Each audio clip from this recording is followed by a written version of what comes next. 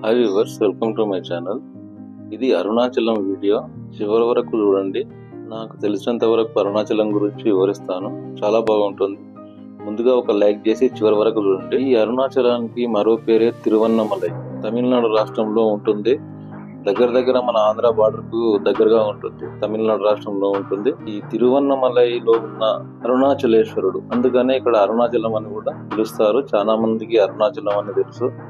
ఇక్కడ పెద్ద పెద్ద దేవాలయానికి పెద్ద పెద్ద ప్రహరీ గోడలు, అదే విధంగా పెద్ద పెద్ద గోపురాలు ఉంటాయి. 4 వైపుల నుంచి దర్వాజాలు ఉంటాయి. లోపలికి వెళ్ళడానికి ఎంట్రన్స్ అనేది 4 వైపులు ఉంటాయి. ఇక్కడ దేవాలయం చుట్టూ పచ్చడి చెట్లు అవి బాగా పెట్టిరు. ఎప్పటి నుంచో ఉన్న చెట్లు బాగా పెరిగి ఉన్నాయి ఏపుగా. ఇది బయటికి వెళ్ళే దారి. ఇది లోపలికి దర్శనానికి వెళ్ళే క్యూ లైన్. ఇట్లా క్యూ లైన్ కూడా మొత్తం కన్స్ట్రక్షన్తో ఉంటుంది. ఇది మొత్తం బయటకు వెళ్ళే దారి. ఇక్కడ బయటకు వెళ్ళే దారిలో మొత్తం చెట్లు అనేవి చాలా వెనకటి నుంచి ఉన్న చెట్లు ఉన్నాయి. పెద్ద పెద్ద చెట్లు అనేవి బాగా. భక్తులకు ఎండకు కాలు కాలకుండా మొత్తం ఇక్కడ సిమెంట్ రోడ్ మీద మ్యాట్ వేసారు.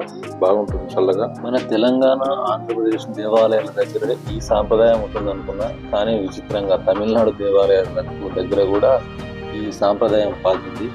అదేంటంటే అక్కడ ఉన్న రాళ్ళు, ఇటుకలు, మట్టి పిల్లలు వరుసగా ఒకదాని ఒకటి పేర్చుకుంటూ పోతే ఏదో మనం ఎన్ని రాళ్ళు పెడితే ఎంత పైకి లేస్తే మనం అంత పెద్ద ఇల్లు కడతాం నమ్మకంతో ఇలా రాళ్ళు పేరుస్తారు. ఇలా పేర్చుకుంటూ పోతే ఇల్లు కట్టినట్టయితే ఈ పని చేయడం ఎందుకు, ఈ సంపాదన ఎందుకు, వ్యవస్థ ఎందుకు, ఇదంతా ఎందుకు? ఇది ఒక మూఢనమ్మకం. కాకపోతే దేవుడు అంటే ఒక ధైర్యం, ఒక నమ్మకం. ఇలాంటి మూఢనమ్మకాలతో ఆ ధైర్యాన్ని, ఆ నమ్మకాన్ని కోల్పోవద్దు. ఎందుకంటే మన అదృష్టంలో రాసుంటే మనం ఇల్లు కట్టుకుంటాము. దానికి దేవుడు దయ ఉంటుంది. మన కృషి పట్టుదలతోని మనం ముందుకెళ్తాం. కనుక దేవాలయాల దగ్గర ఇలాంటి పనులు చేయకండి. చేసే వాళ్ళకు కూడా చెప్పండి. ఈ అరుణాచలం దేవాలయం విషయానికి వస్తే, ఈ దేవాలయం ఎంతో చూడముచ్చటగా ఉంటుంది. ఇక్కడ ఉన్న ప్రతి గోపురం, రాజగోపురం కింది భాగము చాలా వెడల్పుగా, చాలా పెద్దగా ఉంటుంది. మొత్తం రాతితో నిర్మించి ఉంటుంది. ఇక్కడ ఈ రాజగోపురాలకు చెక్కిన శిల్పాలు అద్భుతంగా ఉంటాయి.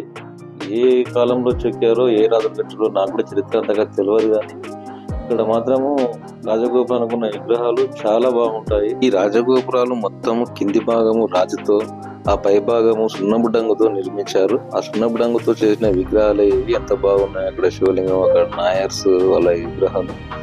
ఇక్కడ మొత్తము ఇది బయటికి వెళ్ళే దారి. ఇది బయటికి వెళ్ళే దగ్గర ఉన్న రాజగోపురము. సేమ్ ఆపోజిటే మళ్ళీ ఇంకొక రాజగోపురం ఉంటుంది. ఈ ద్వారానికి ఎదురుగా ఇంకొక ద్వారం ఉంటుంది. చూడడానికి చాలా వెడల్పుగా ఉంటుంది, పొడవు ఉంటుంది, వెడల్పు ఉంటుంది. ఈ వీడియో అనేది కేవలం బయటికి వెళ్ళే దారి మీద మాత్రం తీయడం జరిగింది. ఎందుకంటే ఇక్కడ కూడా సెక్యూరిటీ వాళ్ళు ఉంటారు కదా, సెక్యూరిటీ పర్పస్ కింద ఏ దేవాలయంలో కూడా వీడియో తీయనియరు. కానీ తమిళనాడు దేవాలయాల్లో మాత్రం ఇంకా స్ట్రిక్ట్ గా ఉంటుంది. ప్రతి ఒక్కరూ జీవితంలో ఒక్కసారైనా అరుణాచలేశ్వరుని దర్శనం చేసుకొని గిరి ప్రదక్షిణ చేయాలి. ఈ వీడియో ఇప్పటిదాకా చూసిన కృతజ్ఞతలు. ఈ వీడియో నచ్చితే ఒక లైక్ చేయండి, షేర్ చేయండి. ఇలాంటి మరిన్ని మంచి వీడియోస్ కోసం నా ఛానల్ సబ్స్క్రైబ్ చేసుకోండి. ఈ వీడియో ఎలా ఉందనేది కామెంట్ రూపంలో తెలియజేయండి. శ్రీ అరుణాచలేశ్వరాయ.